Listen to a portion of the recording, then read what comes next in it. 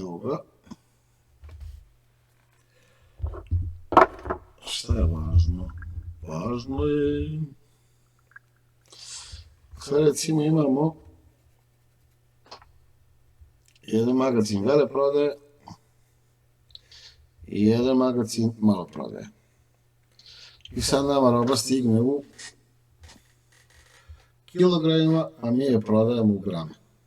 Znači stigne 10 kila nečega, mi posle to treba da sporedimo po maloprodajnim magazinu u grame. Kako ćemo mi to da uradimo?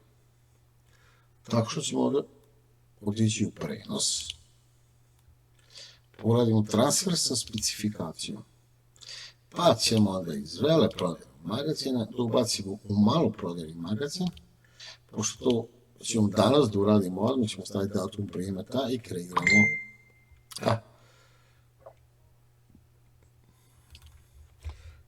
neki artikl,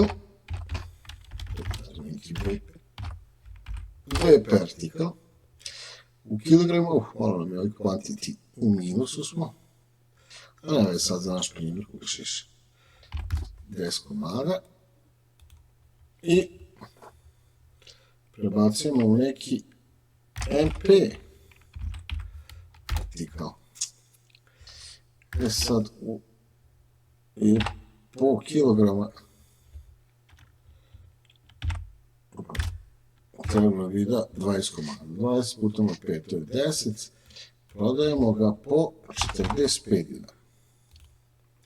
Kad smo to uradili, kliknut ćemo ovdje u Close Imply Transfer, lepo prelazimo,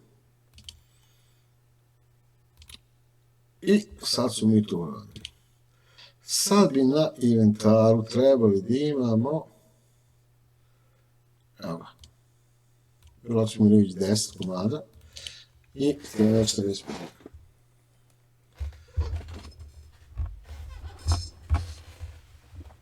To je to.